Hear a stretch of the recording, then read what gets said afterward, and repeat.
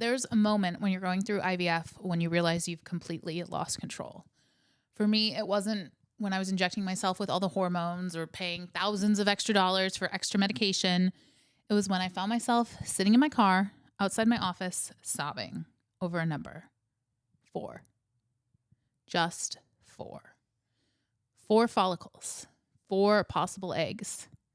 After everything we'd been through, the surgery, the medications, the daily monitoring, my body had produced only 4 follicles. And that's when I learned the hardest lesson about IVF. Sometimes your body has its own plans, and all your color-coded schedules and perfectly timed injections can't change a thing about that. Hi, I'm Lauren Tassi. And I'm Alex Hooper. Welcome back to Hopefully Kidding, where we learn once again that just because you have expectations doesn't mean your body gives a fuck.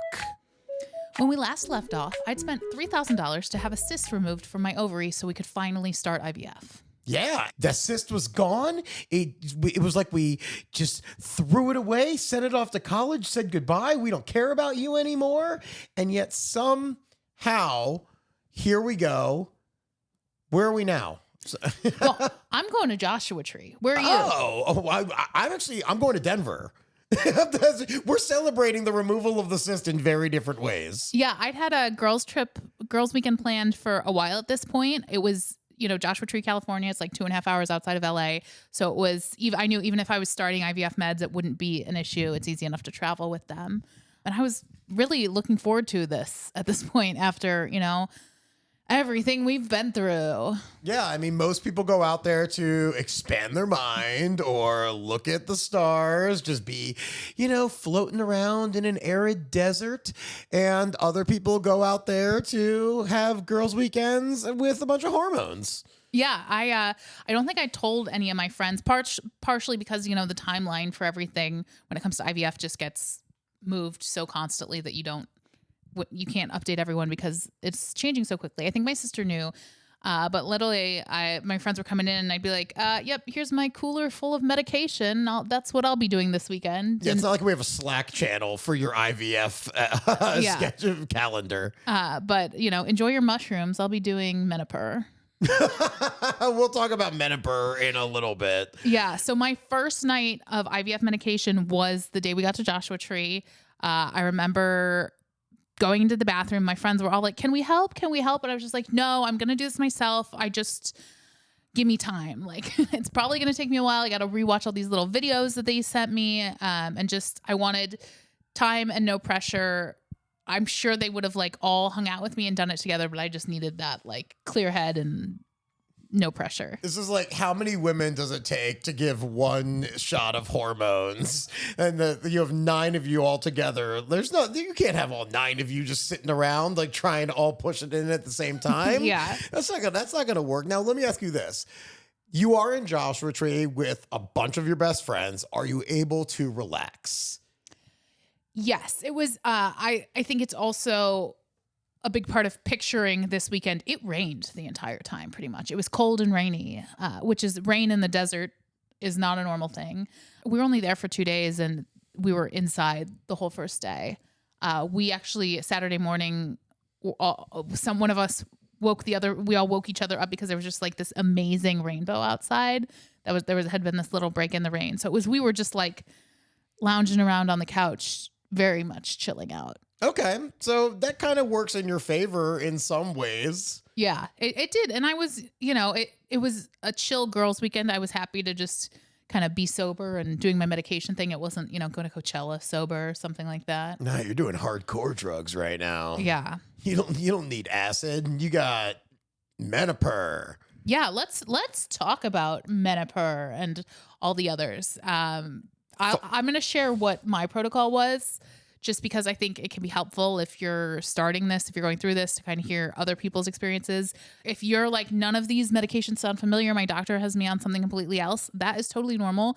Some of these are brand names. Some of these are just other doctors have different protocols. So don't worry. And if you're a guy, get ready to hear a bunch of words you've never heard before. So the first medication was Follistim, and I'd actually taken that for our second IUI. That one I was familiar with. That one comes in a pen.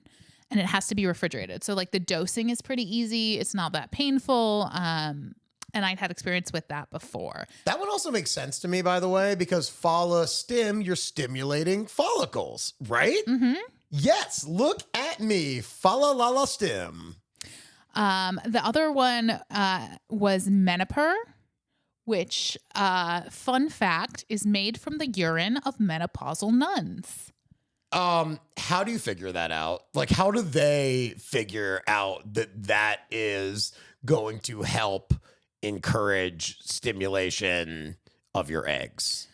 I don't have a scientific answer for you for that, but basically there's a certain hormone that increases once you go through menopause, and that can be found in your urine. And there's something about nuns. I think it's just that, they're not pregnant, or, they're menopausal. There's for some reason nuns are a part of this. But basically it's Menopur is purified menopausal urine. So something about the extra faith in God makes their hormones stronger, cleaner, purer, ready to get into your filthy little uterus and help you out there. Yeah, I don't know about that. That's, speculation. This is one that you have to mix yourself. So this one is not so easy this is the one that I definitely spent the most time watching the videos, because you have to take some of the saline solution from one vial and put it into the vial that actually has the powdered medication and mix it all up, and then, put a different needle on and give it to yourself. So this one is definitely I would say the more advanced of the medications you take when you're going through this. And you have to be really careful when you're holding the lighter under the spoon to make sure that you are mixing it correctly to the right heat. Otherwise, it's not going to be effective. That's an Alex joke. This is not actually helpful medical advice here. Do we need to once again state that I am not a medical professional? Yes, neither of us are medical professionals. And if you listen to anything Alex tells you, you maybe want to double check that information. Or you could have a lot more fun fertility journey. The Menopur can hurt going in. I would say that was maybe my least favorite of the few. I recommend icing beforehand. A lot of doctors don't tell you this, but you can get a little ice pack, or you probably have ice packs that they gave you that your medication came with, and just sort of while you're mixing up the Menopur, I would stick it in my underwear and hold it right there. Just because it helps a little bit with the pain. Yeah. So if at any point your partner feels like they're being very cold towards you, it's not you. It's the ice that they're using before they inject their hormones. Sure.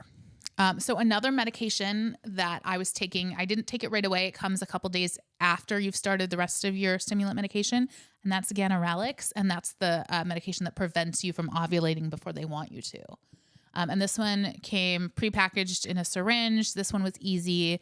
I don't know if this happens for everyone, but for me, it would cause a little rash. And one of the ways I could prevent that was, as soon as I pulled the needle out after giving myself the injection, was to wipe it with the alcohol pad? The alcohol pad. Yeah, the sterile pad. Yeah. What's that medication called? Ganirelix. Oh, I thought you said ganirelix. And I was just like, ooh, I'm at the end of this one. No wonder it caused a rash. And then the other one I was given was Omnitrope, which I only took for, I think, maybe 3 days, right in the middle of all the stims. And this one is to, I think, encourage more egg growth. Not all doctors give this. It's, really different protocols for different people. But that was the fourth one I was taking on a regular basis. Sounds like a concert venue. Like, dude, are you seeing Tame Impala at the Omnitrope? I already got tickets. Yes. I'm leaving space for your jokes and then continuing to. Yeah, no, it's perfect. I appreciate you at least hearing me out on these. Yeah. Is there a different band you would want to see at the Omnitrope? No. Okay, great. We're both going to see Tame Impala then. Okay. So there's storage and travel challenges. Obviously, if you're going somewhere, your clinic may have given you a little cooler. I literally on the way there, it had the medication in it. On the way back, I didn't have as much medication. So I had baby carrots and hummus in our little cooler with the Don't mix those up when you're giving injections. Yeah. To keep myself organized, my clinic would give me a printout of here's how much you take of this every day. And you also they recommended switching sides of your stomach and your thighs every time. So that way you didn't get, the bruising was even. So I would mark it off with a highlighter, like right for my red side, blue for my left side. It was easy. It was then easy to see when I took it. Some of these medications have to be taken at a certain time of day. You can make notes on that color coded sheet and make sure you don't miss anything. I feel for anyone who is disorganized going into this process because we've said it before, you're type A, you're very good at these things. So doing something like this for you, like keeping track of all this, it's fairly standard for what you would have done anyway.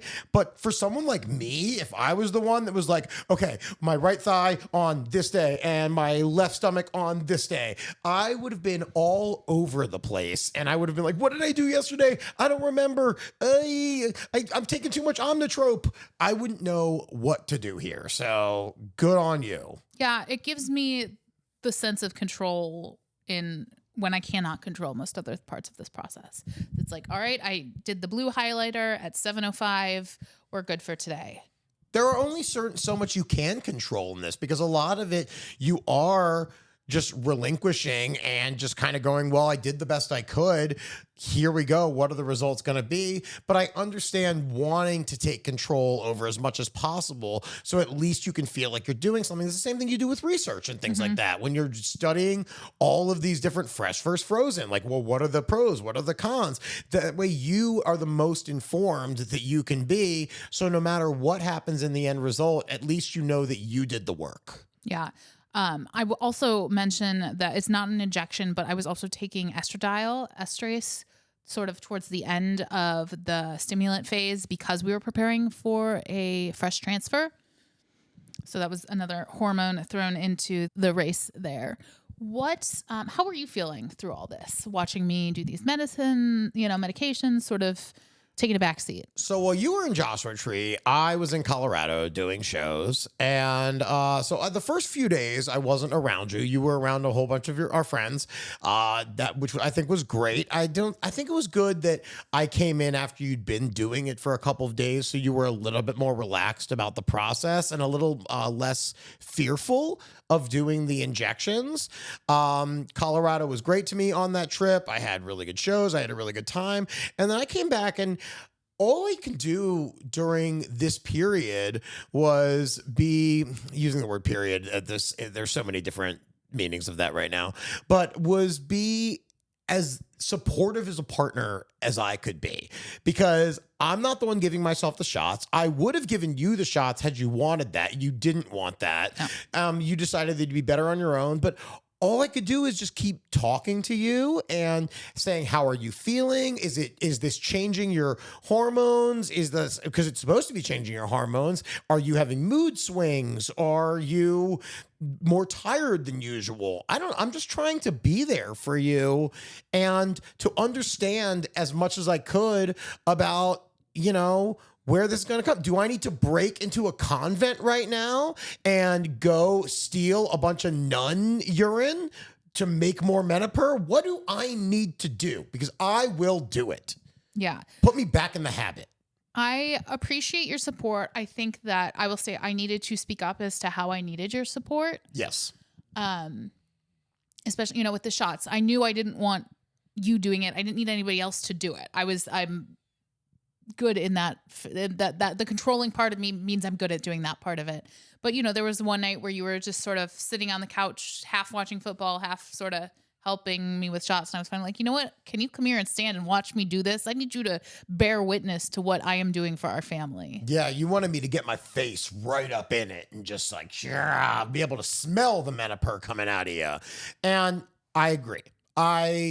There were times I would kind of just let myself be a little bit more lax than I should have been. So yes, the best thing I could do was just to be there so you would feel my energy, knowing that I was there in the same way that you were there for me.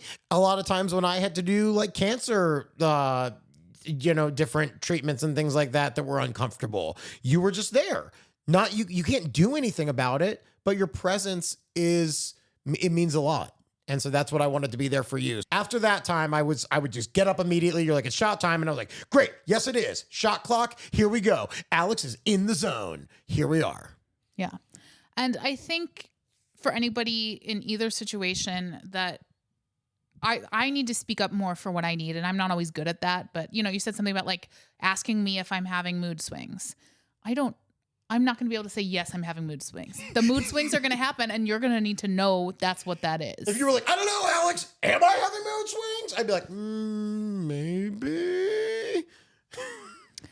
So I have my weekend in Joshua Tree, and I come back on Monday for my first follicle scan to check and see how things are going. You were still in Denver at this point. Yep, I was just coming back that day. I went by myself. I go to the appointment, and this is when we find out there are only 4 follicles. And like, I mean, how many were you hoping there would be? 8. So 8, okay. Based on our baseline appointment a year ago, we could reasonably expect to get 8 follicles. That's what we'd hope for. So to go in after having done these medications for a few days, and there were only 4 follicles, only 3 of them were a good size. The 4th was small. The numbers were pretty crushing. Yeah. I mean, half of what you were hoping for. Mm-hmm. And one of them was small too. Like, what does that mean exactly? It wasn't growing at the same rate as the other 3, so it might not mature in time for the retrieval. Okay, so then you learn you only have 4. So this is where we are at the beginning when you're sobbing in your car outside your office. Well, the doctor had said, it's a bit early. We could still get some more growers. We could also, if this is all we have, maybe we just want to do another IUI this cycle and not go forward with a full IVF. There were all sorts of options, but basically he wasn't giving up hope for IVF this cycle, but he was saying, we'll come back in a couple days and we'll check and see how you're doing, keeping you on all the medication as planned. Yeah, maybe you're a grower, not a shower. Right now you're showing 4, but they could still be, maturing. Yeah. So then this is when I'm sure I called you on the drive from the clinic to my office, and then just sort of sitting outside my office in my car crying about all this because it is awful. Just it becomes all about numbers, and then you're on all these hormones, and like, are the hormones making you cry more? Is this just the experience? I had been basically mentally preparing myself to be a hormonal mess. I don't know that I was, but who's to say, right? Yeah. What's a normal way to behave during all this? I mean, either way, it's not how you want to be spending your lunch break. Yeah. So is there anything else you want to share from your perspective here before we keep going with the cycle? I will say that I did not think that you were ever like beyond an emotional level that I was preparing myself for. I think you stayed pretty even keeled for the most part. And because I was preparing myself for extreme pendulum swings in either direction, where you're either going to be tired, you're going to be cranky, you're going to be, I don't know, even sometimes just overly like floaty positive. But I think you were just your regular Lauren self, which is, beautiful and pragmatic and prepared, just ready to get in there. You were doing the things you needed to do. So for the next couple of days, I'm grateful to have a job I can focus on and sort of throw myself into work and try not to think about, how many follicles do I have? How many, are they growing? Like thinking about follicles in terms of millimeters. Like that's what your brain focuses on at this time. Follicles versus millimeters. Yeah. So I go back 2 or 3 days later for my second follicle scan, and we have 6 follicles this time. So, hey, that's 2 more than 4. So things are looking better. I then another 2 or 3 days later go back for another scan, and we have 9 follicles. I'm sorry. If we wait like another month, we might have hundreds of follicles. Not quite how it works, but okay. I'm just saying. I'm reading the numbers. So at that appointment with the 9 follicles, I was definitely feeling a lot better. My doctor goes, yeah, I think you're just kind of a slow grower. At which point he says, we're going to keep you on medication longer than planned. So it was like they gave me 2 more days of medication. Of course, I'm then paying, $800 for that extra medication just every time I went in there. And I go back a couple days later, and things are still looking good. This is very encouraging right now, especially like for you, for me, for us. Like when you're telling me these things, I get really happy about it too. Cause I'm like, okay, well, like 4 to 6 to 9. I mean, everything's working out this time. Everything's coming up, baby. Yeah.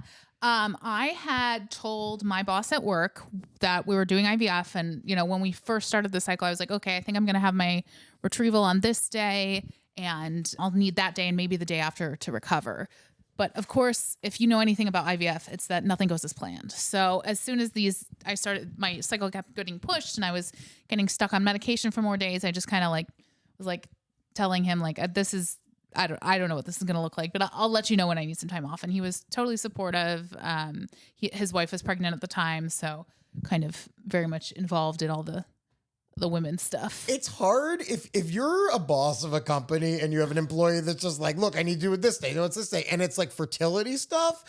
You really have no other option except to be like, okay, just whatever you need. I'll try to work around it. Because what the fuck else are they going to say to you? You know? Yeah, I was unsure how much I was going to tell my work at the time. My boss was a man. The CMO, his boss was a man. Our CEO is a man. It feels like a lot of information to give to men. My boss, was married and had a wife who was pregnant, so I did feel pretty comfortable. His boss was a gay man, so I figured probably doesn't know a whole lot about any of this. It's a hard decision as to like, I would love to speak to other women going through this about what do you say? What do you don't have to tell them anything. You say, oh, I just have to have a small surgery on Thursday. I won't be here. This might be completely out of line, but I think a woman is actually more likely to deny you or to like kind of to make you like play these weird games with your schedule. Because as a man, I don't know what the fuck's going on with your body through a fertility thing. So if you're like, oh, I need to move these days, I'd be like, okay, I don't want to offend you in any way. Just take whatever you need. Yeah, I mean, I think that very, very few people of either gender would, if you said you had a medical situation, wouldn't let you take a day off. Sure. That would be a terrible company and you probably shouldn't work there. I think that would be a bigger red flag than like a man versus woman thing. Yeah, I get that. So we are getting through it. I wish I could remember how many times we went in and they were like, just 2 more days and we need another $1,000 and here's some more medication. It was a lot at that Substantial. point. Yeah. We paid $18,000 up front, thanks to my mom and my aunt, for this cycle. But then it was like this additional medication was just more money every time. Yeah. It's basically like a restaurant where they're like, oh, did you want the second half of your steak? Well, that's going to be more money. It's like, but it's already on my plate. They're like, it's too bad. We're going to need more money for that or we're taking it away from you. Yeah, so we go to what should be our last monitoring appointment, and he goes, you know what, we're going to do 1 more day. You don't have to come back in. We're just going to do 1 more day of stimulant medication, and then the day after that, you'll take the trigger shot, and then 36 hours after you take the trigger shot, you come in for the retrieval. I mean, the evidence is there, Miss 4 to 9 follicles. Yeah, I couldn't argue with him, and I was also grateful that he was willing to switch up the protocol. There are plenty of clinics where they're just like, nope, this is what we do. Day 10, we retrieve, you get what you get. So I think that's the advantage to working with a smaller clinic. There was one doctor there, it was his clinic. It wasn't, versus say, like we talked about in the last episode, CNY, like a clinic that just has places all over the country and they, you're just sort of talking to a nurse. And I will say this doctor was one of the best in California. And we know that because every time we went in, there was a book of the best medical doctors in California, and it was bookmarked to his specific page. So you tested this theory. I did test this theory because I moved it. And then the next time we went back, it was bookmarked again to the page. And we think it was probably part of their morning routine. Like, turn on the computers, miss the plants, make sure that the medical book is open to our specific doctor's page. So everyone knows they're seeing the best. It's a power move for sure. But hey, I like that he was in that book. Yeah. So let's talk about the trigger shot. This is trigger warning. Yeah. We talked about the other medication earlier, but this is one you only take it once, but it feels like the most important shot you will ever take because the timing of it is so precise. Your surgery is scheduled exactly 36 hours from the moment you take the trigger shot. So it's always like in the middle of the night, right? I think I remember I had to get up at like 12:30 or whatever. And it was like, and I wanted to go to bed because I was tired, but was I sleeping? Barely. Because you can't miss this. And like you set alarms and it's just this like so much pressure to get this shot right. You got to make sure you get it all in. This could ruin everything. This could mean $18,000 out the window. This could mean 2 weeks of meds and appointments and all that are just gone if you mess up your trigger shot. I'm almost amazed they make you do this one yourself, just because it seems like if it's so important, that why wouldn't they have a medical professional do it, even if it is at 12:30 or 1 in the morning? Yeah, I mean, I guess thousands of women manage it on their own, but Yep. you know, Yeah. I mean, when it's that important, you're going to get the job done. That is one thing that I've learned very much over the past many years about you and I, is that when everything's on the line, we know how to step up to the plate and get it done. So I was never worried about this. Even if you were worried about it, I knew you weren't going to make a mistake. well, I'm glad to hear that your confidence in me. I'm very confident in you. Is there any other thoughts or feelings you want to share leading up to our retrieval day? I mean, I just felt so positive. This was one where all of the numbers were adding up in our favor, right? When you had the 4 follicles that kept growing and increasing in number, it just seems like everything's going. They keep adding extra days to just ensure that you are going to be as fertile as possible, that these eggs are going to be ready to come out. Here we go. This is our moment. We've been through enough here over the past, what's it been at this point? 2.5, 2 years, basically? Close to 2 years. Close to 2 years. A lot of trauma endured in that time, a lot of heartbreak, a lot of frustration, a lot of, we feel like we're right there. And then the goalposts move further away. And we've been patient, Lauren. At this point, we've been very patient. So I think this is our moment. I am very excited for this egg retrieval. Yeah, we're going into it. Things are looking good. We're planning for this fresh transfer, and my lining is looking very good as well. This is the uterine lining. The uterine lining is looking good, so that looks like that. You know, I could be pregnant in a couple days at this point. Yeah. So it's retrieval day, early morning. It was a Saturday, so as much as I had planned to like have a day or two off of work and just like get like a break, I didn't even really get that because we had to be there at 6 a.m., right? Yeah, 6 a.m. on a Saturday. It's just how it works. These things happen early in the morning. I slept okay, but I was just like, oh my God, I'm so ready for this to be over. Like that, the moment you get the anesthesia is just the sweetest release. Like it's scary to go under, especially if you haven't had much surgery, but just like having gone through the cyst operation a few weeks prior and knowing that floaty feeling you get once they start putting the meds in your body and you're just like, I'm done. My job is over. I have done everything I could. It's now up to the doctor to do this. That was the moment I'm finally able to let go. It would be great if I could be less stressed throughout the rest of it, but once you're there, spread eagle in the stirrups, and you can just finally give over and let the doctor do their job. Do you remember, was it propofol that they gave you? I don't remember. That's because I had different ones when I went under for a couple of my surgeries. I had fentanyl, I had propofol. Propofol is the one, they call it the Michael Jackson drug, because that's the one that his doctor kept giving him, that he was just like, more of this. Because you wake up from propofol and you are basically in the peak song of a musical. You are just like ready to dance and sing and you're on top of the world. It's great. And meanwhile, you're going in the back getting anesthesia. I am sleeping on my own in the waiting room because it's 6 a.m. on a Saturday. I'm exhausted. And I'm one of those people, if I'm tired at all and you put me in a chair with nothing to do, I'm going to fall asleep. I'm very good at falling asleep in pretty much any situation, but you put me in a waiting room that early, especially there's no one there. Though I will say this, there was no one there when I went to sleep. Every time I woke up, there were more people sitting in that room just staring at me, which was a little awkward. I had a cup of coffee, still went to sleep. I remember being woken up by the doctor. Like he put his hand on me and he kind of gave me a little like nudge. This was not the bro high fives that I'd been used to. So I go under and I wake up and I'm just like, oh my God, it's over. It's over. But then also you just immediately want to know, how many eggs did we get? It's this number you've been fixated on for weeks at this point. And like, this is the moment. And so I'm just sitting there waiting for the doctor to come in. The room is quiet. There's like the drip of the IV, some monitor, something is beeping. They've got me on. I'm groggy. The doctor walks in. He's got a clipboard in his hand, and this clipboard has the number on it, right? Yeah.